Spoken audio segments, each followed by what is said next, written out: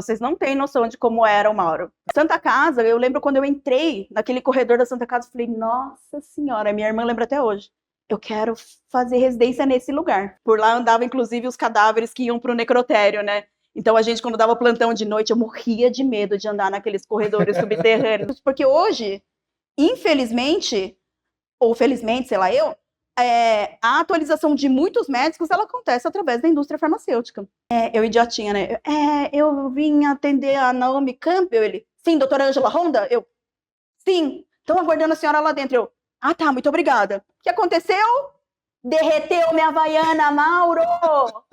Mauro, eu tava descendo, na hora que eu fui ver assim, eu falei, gente, foi embora um pedaço da Havaiana. Acredite ou não, eu cheguei a fazer festa infantil vestido de palhaço. Olha, que legal!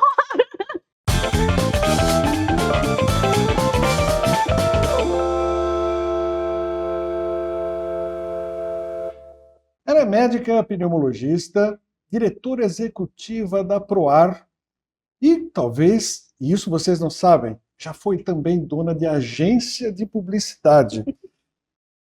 É hora de conhecermos um pouco mais das histórias fascinantes do mundo da pneumologia e também de fora da pneumologia, principalmente.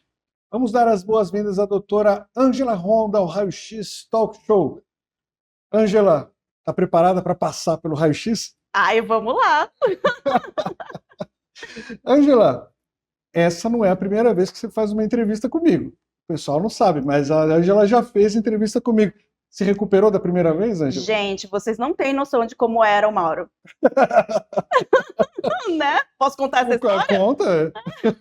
Bom, tudo começou na residência, na prova de residência. Passei, vamos lá para a entrevista. Vai passar por várias pessoas. Passei pelo Dr. Roberto, passei pelo doutor, até o último era o Mauro.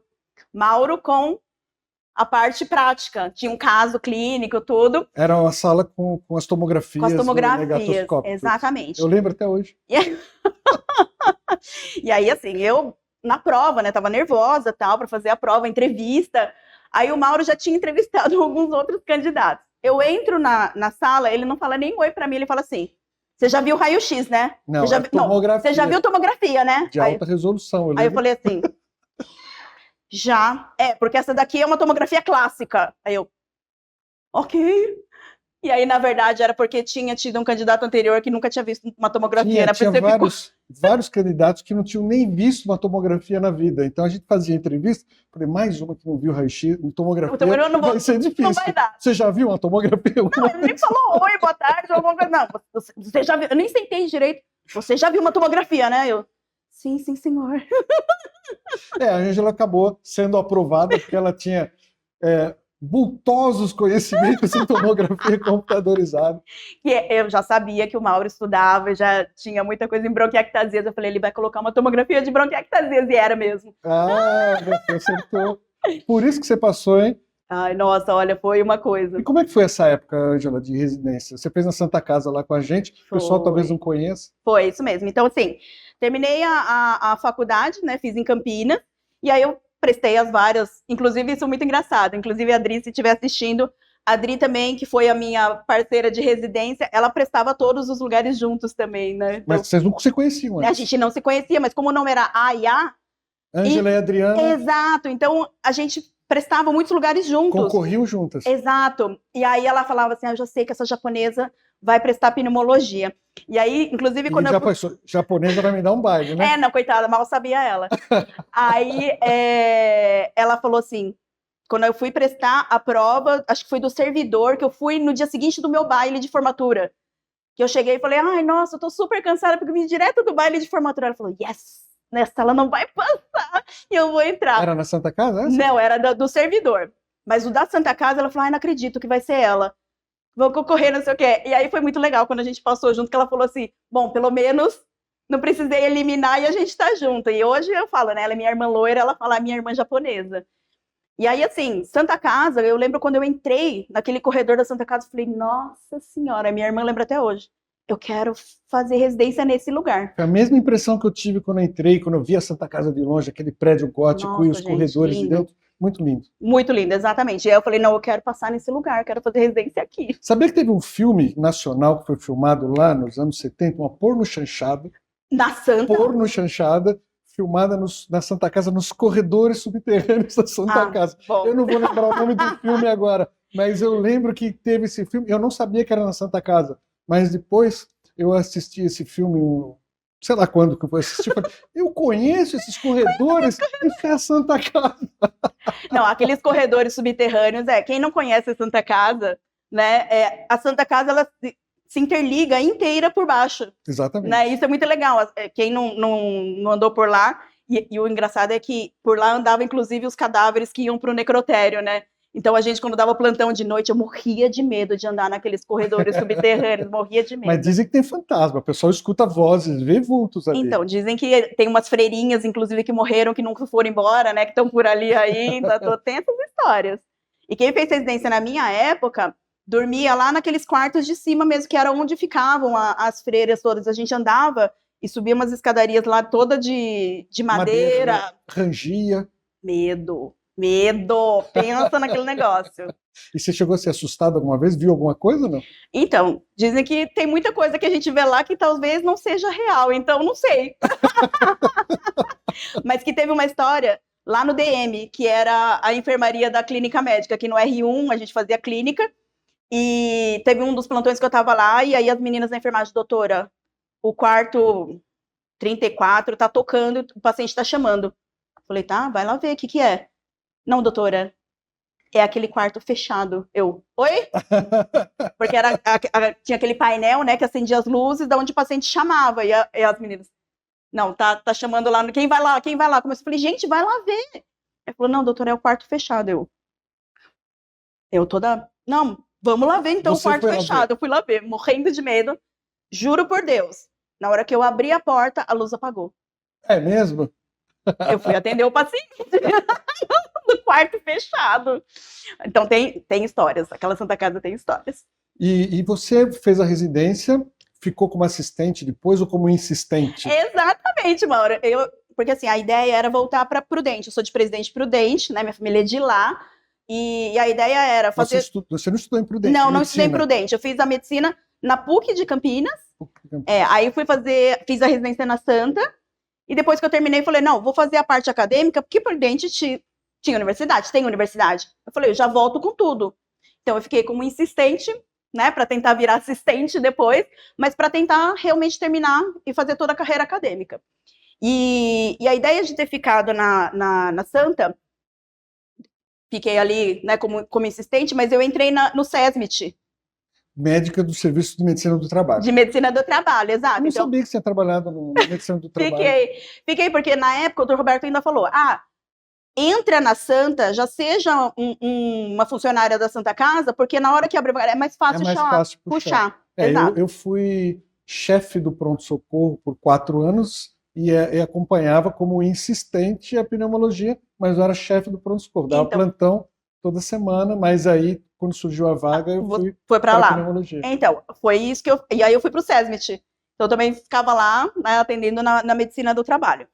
Mas eu fiquei tocando também a pesquisa clínica.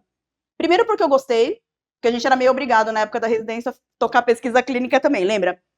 Mas eu gostei da pesquisa, e uma outra coisa que eu gostei muito, que tinha naquela época na pesquisa clínica, as reuniões, tanto de início de estudo quanto de encerramento de estudo, eram internacionais, né? Então a gente viajava. Você já tinha viajado para fora do país? Não? Nunca, imagina. Residente pobre, naquela época era super caro viajar para... Ninguém viajava para fora. Então eu falei, vou ficar na pesquisa clínica. Aí teve a oportunidade de viajar? Sim, aí tive a oportunidade de viajar, inclusive a primeira viagem que eu fiz, que foi uma viagem de encerramento de estudo, eu fiz mochileira. Eu aproveitei para fazer mochileira pela Europa, porque a reunião ia ser em Barcelona, e depois daquilo eu falei assim, não, agora eu vou ficar lá um mês, e fiquei viajando de mochileira um mês. E aí como é que foi? Você chegou lá em Barcelona? Não, foi muito engraçado. Você foi representando o serviço de pesquisa a Santa Casa, isso, fui como investigadora clínica da Santa Casa para a reunião de encerramento do estudo. E na hora que eu cheguei no aeroporto, eu estava de mochileira. Mochilão? Aquele mochilão. Um mês. Exatamente. Fora, né? Aquela mochila de mochileiro mesmo. E você enxerga de longe e você fala, aquilo é um mochileiro. Aqui é um pobre viajando. Exatamente, aquilo é um pobre viajando. Aí, na hora que eu cheguei, tava lá o motorista com a plaquinha, Seu nome? Miss Honda, né? Aí tava lá. Aí eu cheguei e parei na frente dele, eu, hello? Aí ele assim, yes. Aí eu falei, Angela Honda? Aí ele, oh, I'm sorry, you're Dr. Honda? Eu, yes. Ele, oh, I'm sorry. Imagina, óbvio que ele não ia achar que aquele Minion de mochilão Minion de mochila. era a investigadora clínica do estudo internacional que estava rolando, né? Mas assim que é bom, quebrar essas expectativas. Não é? Não tenha preconceito. Mas foi isso que despertou você para a carreira na indústria? Porque você, por muitos anos, você chegou a cargos mais altos da área médica na indústria farmacêutica. Você chegou a ser diretora médica de multinacional, não? Sim, exatamente, Mauro. Na verdade, a pesquisa clínica, a gente sempre fez pesquisas internacionais, eram sempre de indústria farmacêutica, porque na época eram das empresas que tinham mesmo, né, das inovações de medicamento. E eu pensei em um dado momento, em fazer pesquisa clínica na indústria farmacêutica, em ser médica. Como médica para fazer pesquisa. Para pesquisa clínica. Por quê? Porque naquela época eu nem sabia que tinha carreira para médico em indústria farmacêutica. Né? Não era que nem hoje. Hoje a gente já sabe. Tem muito bem delimitado, apesar de alguns lugares ainda a gente não ter isso, e a gente não tem isso como opção de carreira, inclusive. Nem ensinado na faculdade. Exatamente, nem ensinado na faculdade. Mas é uma bela opção de carreira para se fazer. Quando você faz direito, e depois eu até falo um pouco de como é e o que é isso de estar na indústria. Mas foi só para pensar em pesquisa clínica, não pensava na indústria. Como que eu fui parar na indústria mesmo? Na época, a gente tocou estudo de imunobiológico, o primeiro que teve, exato, que era o omalizumab, e naquela época o Dr. Roberto estava começando a organizar o ambulatório de asma grave. E aí, o que aconteceu? O Dr. Roberto já trabalhava muito com a Novartis, inclusive, que era a empresa do omalizumab, e aí surgiu uma vaga do que hoje é o MSL, que é o consultor científico. E eles perguntaram para o Dr. Roberto se tinha alguém que ele conhecia, tal, não sei o que, o Dr. Roberto me indicou. Mas ele não achou que eu fosse para a vaga. Até porque a gente estava organizando um ambulatório e esperava que eu ficasse no ambulatório. Mas, enfim, fui lá para fazer, foi muito engraçado, porque... Passou todas as etapas. E as etapas, assim, hoje eu olho e vejo que tem toda uma coisa, né, na entrevista, aqueles espelhos, tem alguém olhando atrás, avaliando. Quando eu cheguei no lugar para fazer entrevista, tinham 3 revistas, uma era uma Veja, era uma Caras, e uma Pequenas Empresas, Grandes Negócios. Para saber o que você tinha interesse. Qual que era o perfil, exato. Então, assim... tudo uma pegadinha desde o começo. Desde o começo. Que, de novo, a gente que nunca foi preparado para essa coisa de entrevista, mundo corporativo, essas coisas, para mim... Eu já ia na Caras, já estava... Já estava... Negativo. Mas, enfim, foi... E aí foi muito engraçado, porque eu fiz a entrevista e a entrevistadora falou assim, nossa, quando indicaram o seu nome, eu li Angela Honda, eu falei, nossa, deve ser oriental. Para essa vaga precisa ser um bom comunicador, porque é para falar com líderes de opinião, né, para ter ali grandes discussões todas. Eu falei, nossa, mas que preconceito, né? Até porque quem me conhece sabe que já é sua cara, né? Mas você na residência, você não era tímida, mas também não era... Perfeito. Exatamente, Mauro. Ninguém acredita, né? Mas eu, na minha infância e adolescência, eu era muito tímida. Imagina, a japonesinha, baixinha, gordinha, lá do interior. Era isso. E aí, a cabeça já era uma cabeça que pensava, que queria fazer, que queria acontecer, mas, né, na adolescência tem aquela coisa da aparência, do visual. Eu falei, quer saber? Se eu não melhorar isso, não vai rolar. E aí, o que eu fiz? Que eu sempre falo, né? A timidez, ele é treinável, tá? Você pode ser tímido, mas se você quiser realmente fazer outras coisas e ter essa parte de comunicação, é treinável. Você fez cursos para isso, treinamento? No início, naturalmente, eu comecei a fazer o quê? Para perder essa parte da timidez e o medo, eu comecei a me enfiar em tudo. Então, tinha trabalho de escola, alguém tem que apresentar, eu apresento. Isso já lá atrás. Lá atrás. Aí no terceiro colegial, tem que ter o orador, tem que ter a pessoa que é da comissão de formatura. Eu fui me enfiando em tudo para começar a desenvolver e começar a perder o medo. Porque aquilo que a gente começa a fazer com mais frequência vai ficando natural pra gente, né? Então isso vai melhorando. Não falo para você que hoje eu subo num palco super de boas, não. Mas hoje você tem muita desenvoltura para apresentar, para subir. Tenho, porque treinei, porque faço isso com frequência, mas se tivesse colocado um polar em mim para ver, a frequência cardíaca sobe lá em cima. Fizesse um ergométrico, tava ali onde tem invertida. As costas suam, né? Tem tudo isso. Então, assim, não é simples, ainda tem isso um pouquinho, mas eu era uma pessoa realmente tímida, isso foi treinando. Tá, e aí dentro da indústria, de repente, todo mundo ficou espantado. Você vira para a ProAr, né? Você vira diretora executiva da ProAr. Não são áreas contraditórias, elas se conversam. Primeiro fala para o pessoal o que é ProAr, talvez ninguém saiba o que é ProAr. Legal, isso é legal. A ProAr, a Fundação ProAr, ela veio da Associação ProAr, que todo mundo conhece, que é lá de Salvador, que já tem 21 anos, né? A Associação ProAr, o ProAr mesmo, todo mundo conhece, do Álvaro Cruz, né? Do pessoal de pesquisa, do Dr. Adelmir. O que quer dizer ProAr?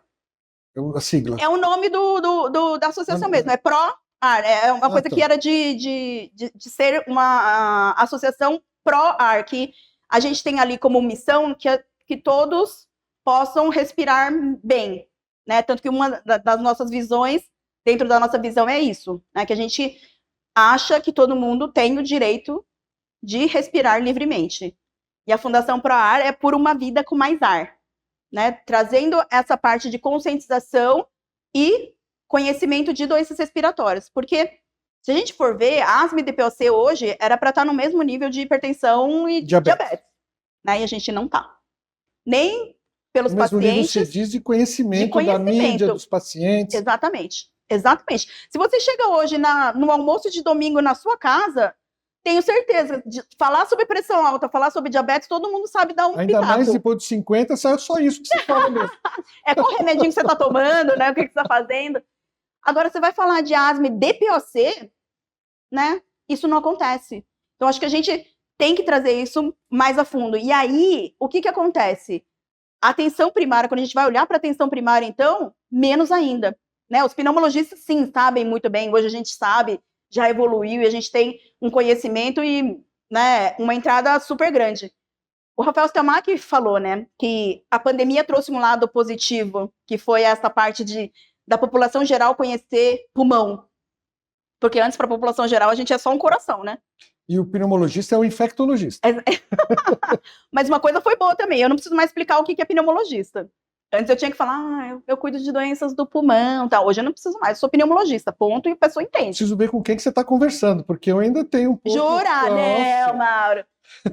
Hoje eu vejo que realmente isso melhorou muito, né? Eu fiz uma entrevista recente para o SBT para falar de pneumonia e conversei por telefone previamente com a jornalista, depois o repórter veio gravar a entrevista, conversamos mais meia hora, falei sobre pneumonia, tudo aquilo lá, pegou meus créditos, tudo, a hora que eu vejo no vídeo, infectologista. Ai, Jesus.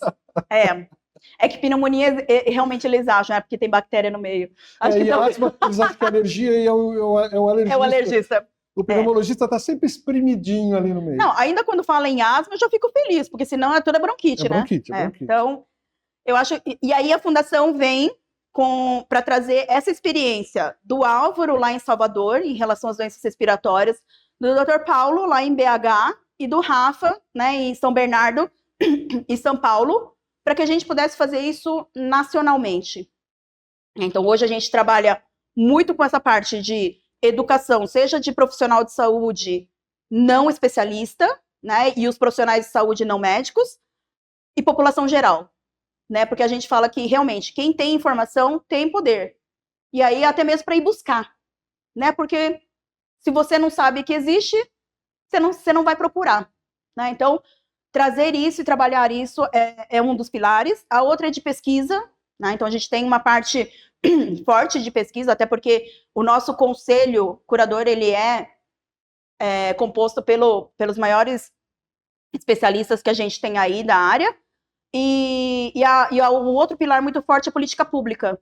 É a gente realmente conseguir fazer com que as doenças respiratórias tenham um plano nacional, tenha política pública, para a gente não viver de muitas vezes um partido que está no momento aceita, a gente consegue fazer todo um trabalho, na hora que muda, muda tudo. Muda a política, muda tudo. Exato. Se você tem uma política federal, uma política nacional de fato, ela é de Estado, então não tem como mudar. É para ser seguido aquilo e aquilo que é para acontecer. Então a gente trabalha para conseguir ter realmente esse conhecimento e essa estabilidade para os pacientes. Agora, você ficou quanto tempo na indústria farmacêutica? Na indústria farmacêutica, entre ir e vir aí, deu mais ou menos uns 15 anos. 15 anos. E por que você mudou para a ONG? Tá. Assim, porque a indústria farmacêutica, bem ou mal, tem estabilidade de emprego, tem uma série de benefícios, viagens, como você falou, oportunidade de viagem. Tem um glamour, embora tenha os perrengues todo que passa. Bem perrengue. Depois você conta os perrengues. Sim. Mas quem está de fora pensa, puxa,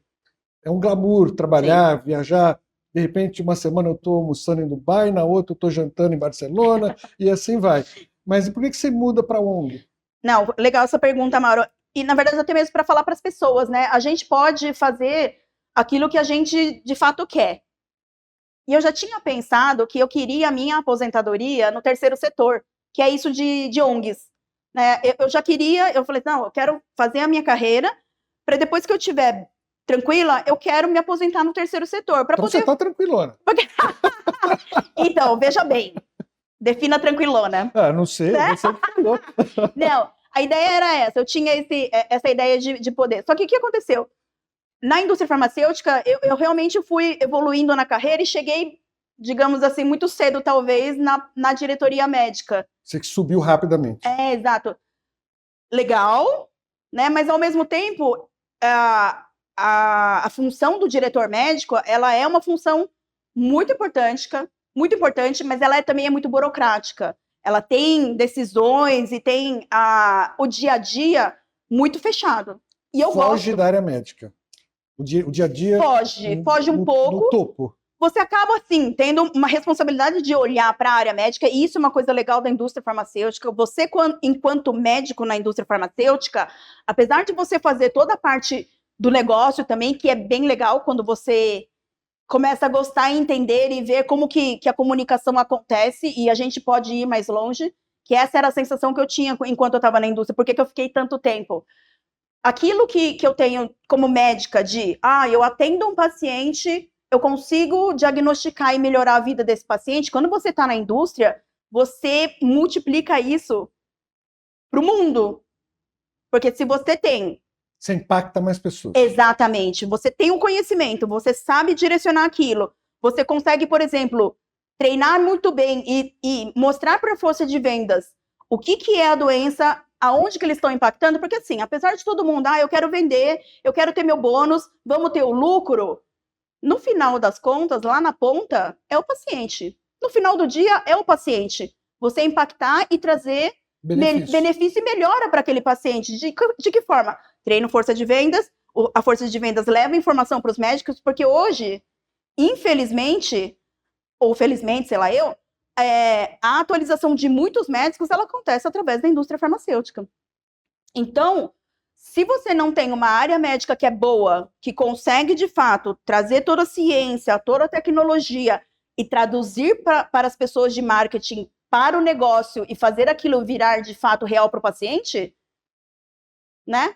Então, isso é muito importante quando você é área médica. Essa responsabilidade, esse alcance que você tem é muito legal, né? Então, isso que eu fiz... E isso, quem pensa em ir para a indústria farmacêutica, tem toda essa parte, mas tem a parte difícil também, que é isso, de você ter todo o seu científico, toda a parte de ciência, toda a parte médica, toda a parte de segurança do paciente, e você conseguir defender e trazer isso dentro da indústria. Porque o pessoal de marketing quer vender, que é a função deles, tá certo, né? Então, a gente sabe que quem está na indústria farmacêutica tem um olhar diferente, que é do marketing. Podia estar vendendo Coca-Cola, podia estar vendendo cerveja, que é muito menos regulamentado do que a indústria farmacêutica, mas não. É um profissional que está lá dentro, então, no final das contas, tem sim um propósito de trabalhar para o paciente. Agora, você fez a mudança, você chegou no topo, cansou ali no topo? Que foi? Não foi que eu cansei, é que quando chega nisso, o que aconteceu? Eu gosto muito de pessoas, gosto muito de estar onde as coisas estão acontecendo. E quando você começa a ficar na diretoria, você começa a ficar solitário. Porque você começa a ficar lá no Olimpo, mas você acaba não tendo muito contato e tempo, né? Tempo é uma coisa que é super escasso. Você tá toda hora resolvendo e apagando incêndio e vendo as coisas. E assim, eu gostava muito de pessoas. Gostava muito do meu time, gostava muito de desenvolver pessoas. E aí eu falei, caramba, acho que eu não quero isso agora. E aí eu tive uma líder, que era minha diretora na época, a Magu, querida, que ela entendeu isso, porque eu falei para ela, eu falei assim, então, não quero. Né? Não quero isso agora para mim e não vou fazer, né? O que a gente pode? Porque assim, ela já estava me preparando. E isso era um dos objetivos, inclusive, da empresa, você ter o seu sucessor preparado. E ela já estava ali com verdinho de preparado. O quê? Presidência para cima? Então, aí eu peguei e falei, aí o que eu fiz? E aí eu fiz toda uma preparação para fazer a transição para sair da indústria. Porque você precisa se preparar. Porque, inclusive, tem até um jargão que se usa das algemas de ouro, que é exatamente isso, né? Como é que é esse jargão? Das algemas de ouro, que você fica na indústria por causa das algemas de ouro. Ah, entendi. Porque, assim, realmente paga bem. Do que a gente está acostumado e do que se pode ganhar como médico clínico, principalmente. Plano de saúde? Exato. Então, você acaba se rendendo, entre aspas, porque você tem o salário, você tem benefícios, você tem carro, você tem previdência, dependendo do nível que você chega, tem ações, né? Então tem todas as coisas, mas é óbvio que a responsabilidade, as coisas vão crescendo. A pressão também existe. Exatamente, né? Só que aí eu falei, não, cara, não quero. E aí eu me preparei para sair e coloquei meu plano B em ação, que era ter uma consultoria, porque junto com na minha aposentadoria a ideia de estar no terceiro setor não é simplesmente estar ali e não viver de luz, né? Não. Então era ter uma consultoria. Você não acredita que pode viver de luz? Tem gente que vive de luz e água só. Então, não. Aí eu abri minha consultoria. Então, eu tenho uma consultoria minha. Hoje você tem uma Hoje eu tenho uma consultoria. Eu tenho uma empresa que eu presto serviço para a indústria farmacêutica e para outras atividades que são correlatas e faço desenvolvimento de carreira de pessoas. Eu faço mentoria de pessoas que, em geral, são da área de saúde e querem entrar na indústria farmacêutica, das pessoas que estão na indústria farmacêutica e que querem desenvolver a carreira, porque eu consegui chegar até diretoria, tive função América Latina, tudo, e quem quer sair, porque eu já passei por todas essas fases. Então, eu me desenvolvi, fiz curso, tenho certificados todos para essa parte de desenvolvimento de pessoas. Porque muita gente que olha fala assim, eu quero ir para a indústria, mas não tem o mínimo perfil. E vai morrer na primeira nadada. Entendi. Então, é muito importante, primeiro, ver essa parte do perfil da pessoa. Então, tem todo um questionário, depois, se você quiser, eu te passo esse link, para você ver qual é o seu perfil, né? Para ver, realmente, aí a gente começa a conversar, ver para onde que é, quem é esse perfil, como que faz para continuar. E a agência de publicidade? Onde é que entrou nessa história aí? A agência de publicidade. Eu tive mesmo. Foi muito engraçado. Foi durante a pandemia. Então, aí eu tinha saído da indústria farmacêutica, eu saí em janeiro de 2020. Março de 2020, pandemia. Eu, pneumologista, como nunca, né? Aí eu falo, né, as coisas... Saiu no pior momento. Ou no melhor, né, Mauro? Porque assim, por exemplo, porque quando você vai empreender não é fácil. Inclusive, quem é empreendedor sabe que vai falhar várias vezes e você tem que ter um plano muito bom. Então, por exemplo, eu fiz um plano financeiro para que se durante um ano nada entrasse para mim de consultorias e não tivesse ainda nadando de braçada na consultoria, eu conseguiria manter o mesmo nível que eu estava tendo financeiro para que em um ano mesmo que não entrasse nada. No final das contas foi bom porque eu trabalhei como pneumo mais enlouquecida do que nunca, né? Então, isso ajudou. Mas essa coisa de ficar em casa também, o que aconteceu? Tava lá... Você trocava receita pela internet, eu peguei receita de sorvete com você. É verdade, né? Eu postava... A Ângela sabe fazer uma receita de massa de banana para fazer sorvete. Sorvete de banana. Não Fiz várias vezes na pandemia. É verdade, mas verdade. Eu confesso que o meu, eu prefiro comprar o pote no supermercado mesmo, não, fica melhor. Até porque quase você acabou com o seu liquidificador, né? Porque coloca a banana congelada. Foi mesmo, torceu todas as pás. As pás. Foi muito engraçado a sua mensagem. Mas, enfim, eu tava lá, e aí 2 colegas, um que estava em Milão, porque a esposa foi transferida, ele acabou mudando para Milão também, e um outro também que eu tinha conhecido os dois da indústria farmacêutica, e eles tinham ido para fora do país. Eles já estavam morando, um em Milão e outro em Paris, e eles estavam trabalhando juntos nessa parte de publicidade, porque um já foi gerente de produto e outro era ligado à publicidade de fato. E lá na Europa, a agência de publicidade ligada à saúde tem geralmente um médico dentro da agência. E aí eles vieram me convidar, e aí nós 3 fomos sócios numa agência de publicidade focada em comunicação em saúde. Bom, vocês podiam arrumar os patrocínios para o nosso programa, que estamos sem patrocínio nenhum aqui, Angela.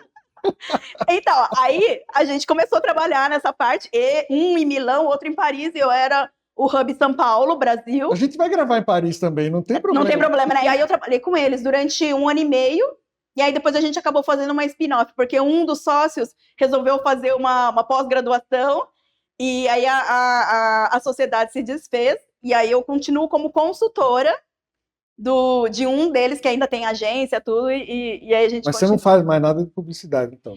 Eu faço coisas de publicidade como consultora, mas eu não tenho mais a minha agência junto com eles. Entendi. Mas eu sou consultora deles quando eles têm os trabalhos para fazer. Porque na agência, o que basicamente acontece? A indústria ou as empresas que têm atividades em saúde, eles contratam agências de saúde. Então, assim, não é uma agência que faz cerveja, carro ou moto que faz saúde. Não, a agência de publicidade ela é focada em health. Então, em geral, elas chamam e fazem a concorrência. Você vai lá, ouve o que o cliente quer e a gente desenvolve uma campanha super, ultra, mega. Né? E aí eu, como médica, vou dando os inputs, os insights dentro do que tem ali. Agora, você trabalhando com a Proar e conhecendo a indústria farmacêutica, fica mais fácil esse trânsito? Com certeza, Mauro. O que tem de conflito aí e o que tem de afinidades?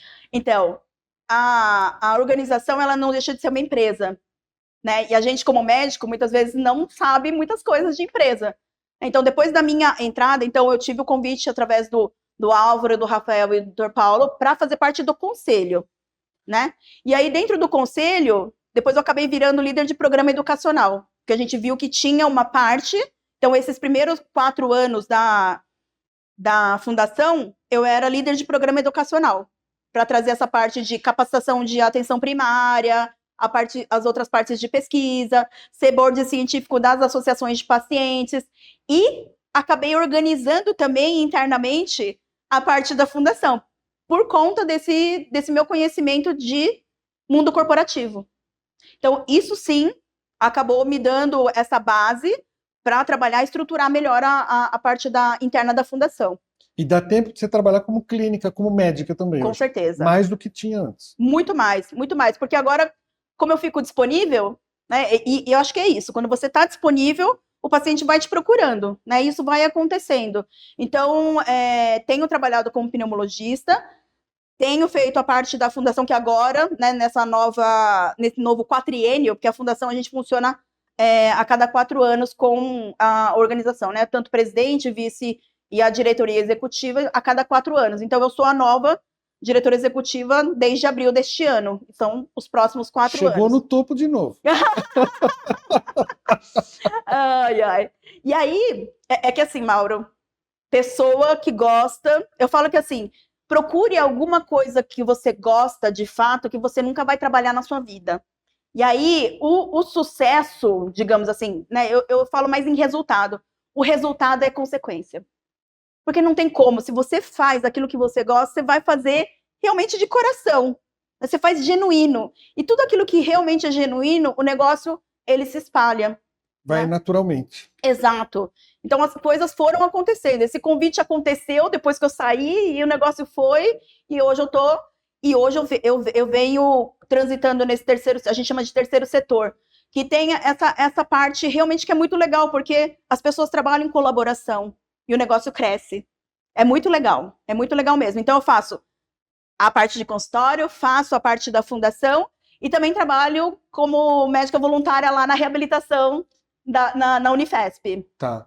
Então, você trabalha ainda na Unifesp com a Sim. reabilitação. Sim, toda segunda-feira eu tô lá no Porque você ambulatório. fazia ambulatório de bronquiectasias lá. Fazia, porque assim, o convite para ir para a Unifesp, a primeira vez quando ela aconteceu, foi para organizar o ambulatório de bronquiectasias, porque o ambulatório ele não existia oficialmente. Então eu fui e ele estava dentro da reabilitação pulmonar. Então eu fui para lá, que era no Lar Escola São Francisco, foi uma época maravilhosa. Então o Dr. Jardim e o Oliver me convidaram para ir para lá para organizar o ambulatório de bronquiectasias. E eu acabei ficando e organizei todo o ambulatório e fiquei focada na parte de bronquiectasias naquela época.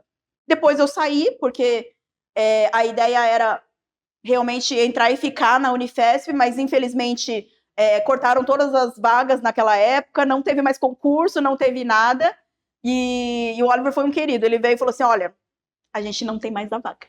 A gente te convidou, tal, você tá aqui, mas a gente não tem mais a vaga.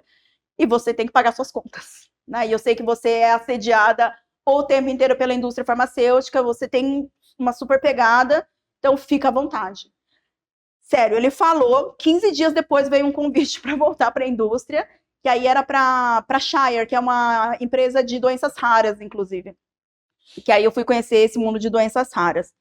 Então, eu fui fazer bronquiectasias mesmo, mas aí eu acabei saindo, e aí quando eu voltei para a Unifesp, como médica voluntária, o ambulatório de bronquiectasias estava num dia que eu não conseguia fazer, e aí eu estou na reabilitação lá com eles. Mas o que vocês não sabem, que como médica clínica, a doutora Ângela Ronda é médica da Naomi Campbell. Vocês sabem o que é isso, Ângela? Maura, essa história, eu falo, né, é para colocar no meu currículo, né? Eu atendi a Naomi Campbell. Como que foi isso, né, na verdade? Qual foi o perrengue? Qual foi a roubada que você entrou? Não, nem te conto. Não, conta sim, você tá aqui para isso. Você tá aqui para isso. Então, terminei a residência lá na Santa, o Dr. Etel me chamou para trabalhar com ele no consultório, porque ele falou assim, Andy, você vai ficar por aqui ainda, vamos comigo lá para o consultório, porque tem de quarta-feira, que era o dia de raio-x que ele fazia, e sexta-feira que ele atendia lá no Santa Isabel, ele falou assim, às vezes o paciente bate aqui no consultório e quer ser atendido no dia, e eu não tô aqui. Então, vem atender no consultório comigo. Beleza.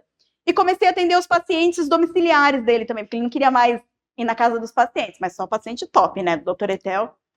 Aí, tô lá um dia, ele me liga, oi, Angel, você pode atender um paciente meu? Eu falei, claro. Aonde que é esse, né? Porque era só top, né? Ele falou assim, é lá no Hotel Fazano. Eu, uau! Falei, esse é top dos tops, né? Ele falou, então, parece que é uma modelo aí, porque o irmão do Dr. Etel trabalha e organiza parte do São Paulo Fashion Week. Ah, ele tinha lojas, né, de moda, né? Isso, exato. Benetton e outras, não sei isso, se ainda Zumbi, tem. aquelas coisas todas. E aí ele tava ligado com essa parte, né? E aí ela começou a passar mal e ele ligou pro Dr. Etel. Ela veio para Fashion Week. Ela veio para Fashion Week. E aí ele ligou pro Dr. Etel. O Dr. Etel me ligou. Ele falou, parece que aquela modelo, aquela tal de Naomi Campbell. Que era top da top aí na assim, época, né? Nossa, imagina, 2004, acho que era. Aí eu falei assim, quem?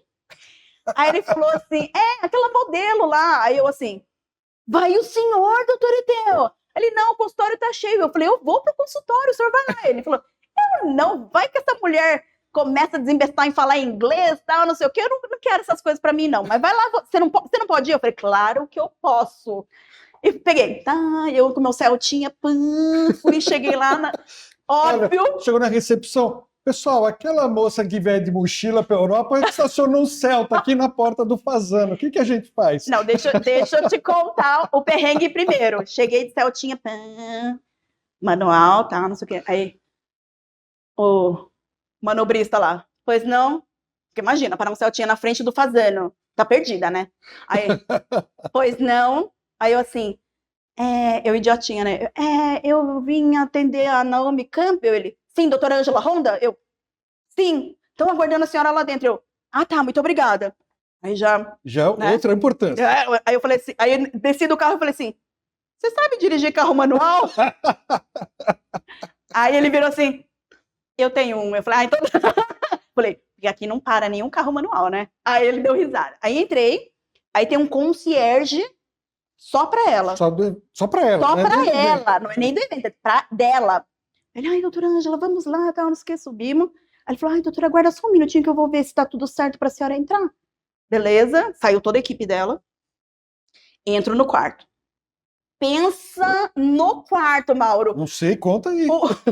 O quarto do Fasano era maior que o meu apartamento naquela época. Eu olhei assim e falei, gente do céu, olha isso aí. Aí, beleza, passou por uma sala, assim. Vocês não precisam nem me pagar, me deixa uma diária aqui pra mim que tá certo. Tipo isso. Aí, virei um corredorzão assim. Lá no final era o quarto, era daqueles estilos japonês que ficava no chão, assim, né? Um tatame e tal, não sei o que. Aí tava ela lá e falei, nossa senhora, é ela mesmo. Porque eu tava achando que era zoeira. Até olhar pra ela, eu falei, gente, não é, né? Imagina, eu vou atender a Naomi Campbell. Aí tava ela lá, eu, caramba, é ela mesma. Deitadinha, de roupão, cabelo, né? Assim, sem maquiagem nem nada. Linda, Mauro. Linda. Mulher maravilhosa. Ainda bem que ela ficou sentadinha pra eu examinar, porque ela é, sei lá de quantos metros, eu não ia conseguir ela escutar. Aí sentadinha, escutei, tá, não sei o que. E realmente ela tava com broncoespasmo. Crise de asma. Crise de asma.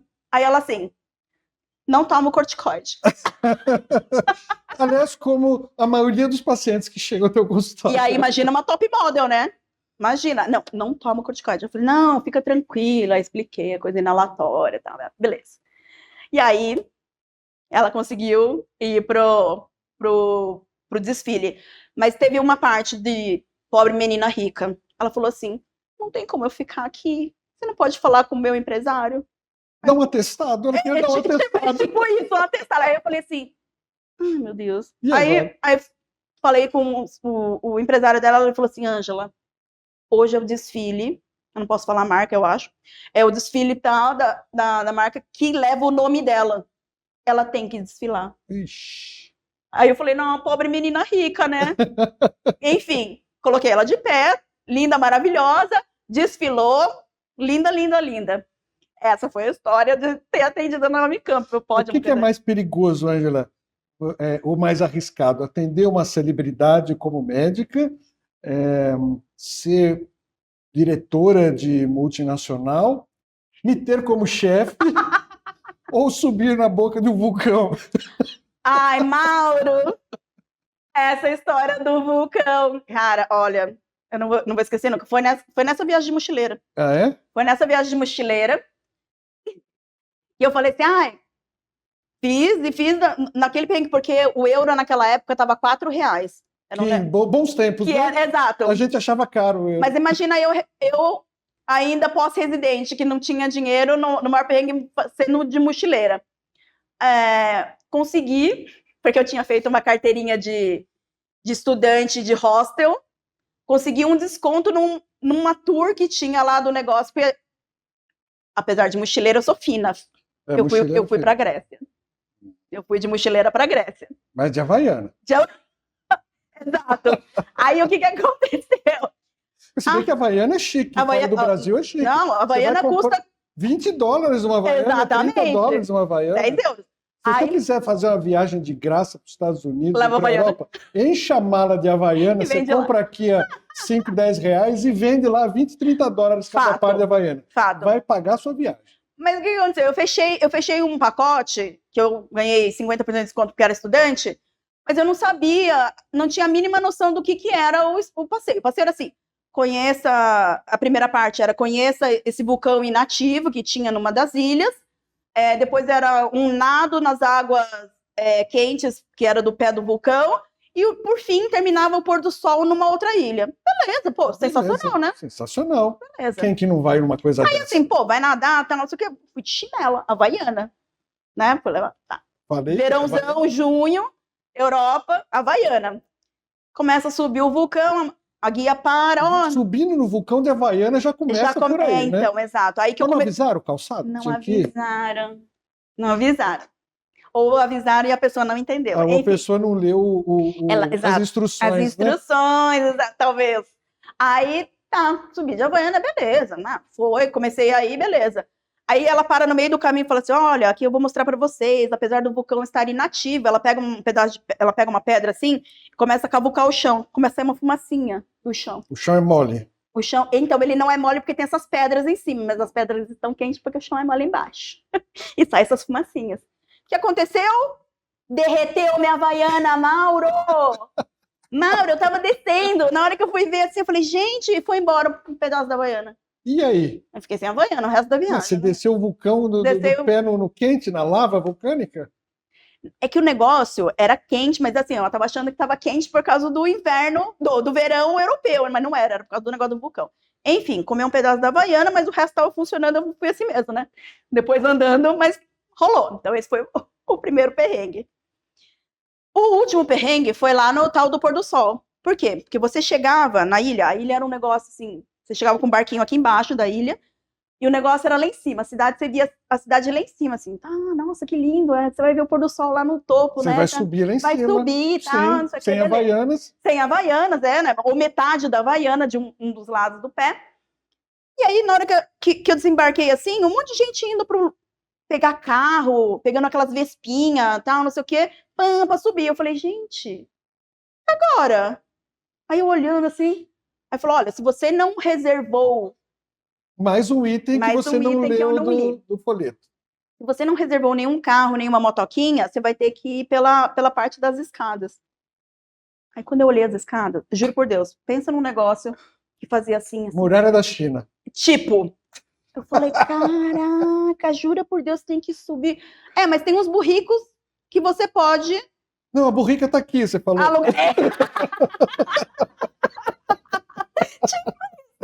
Meio na cabeça. Aí falou, você pode reservar, você pode alugar esse burrico, que ele sobe todas as escadarias com você.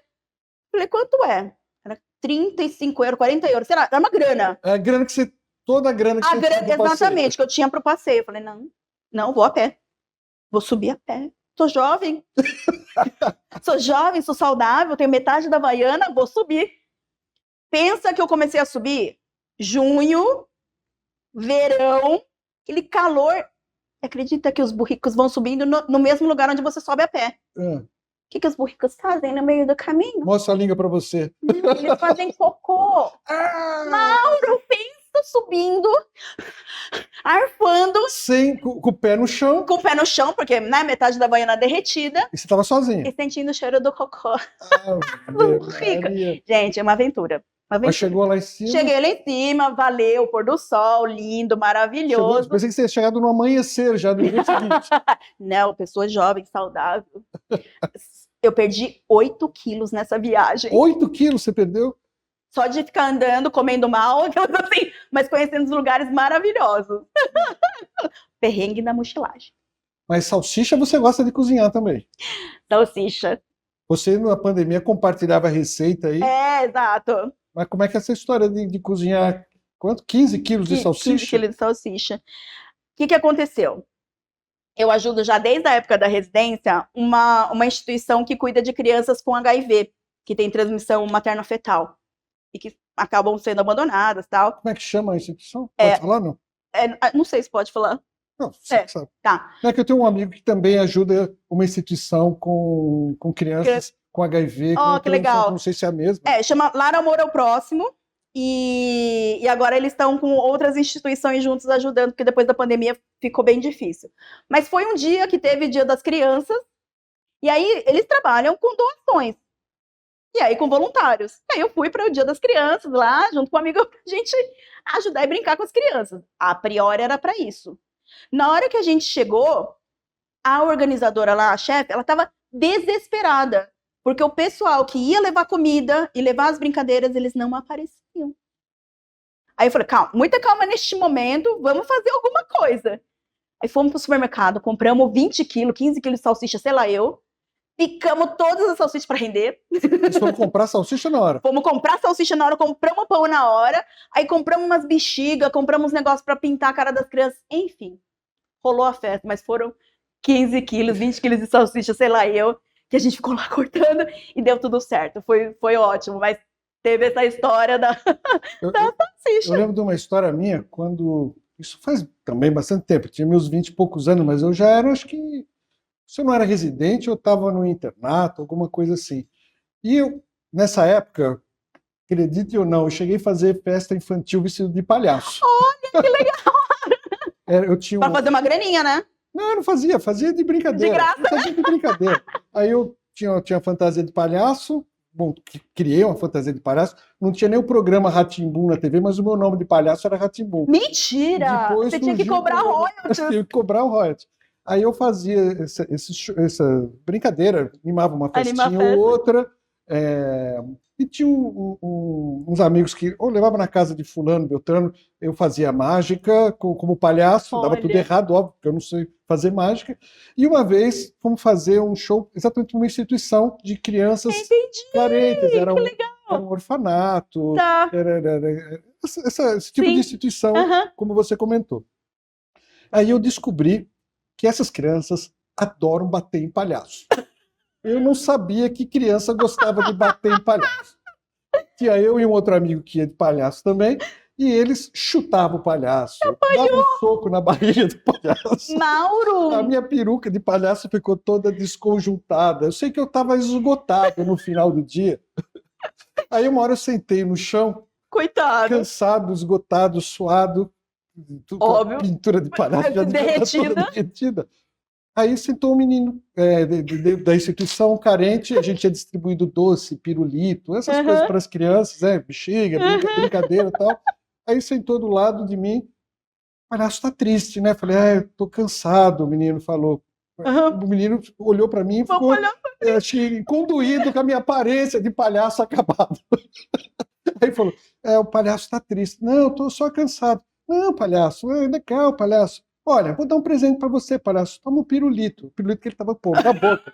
Aquela criança ranheta, sabe, com o ranho caindo no pirulito, chupando o pirulito. Toma, palhaço, meu pirulito para você. Foi um ato de amor. Caridade. Exato. Nossa, ele deu tudo que ele tinha. Tudo que ele tinha naquela hora. Eu falei, nossa, obrigado. O palhaço não quer, fica para você, o pirulito é seu.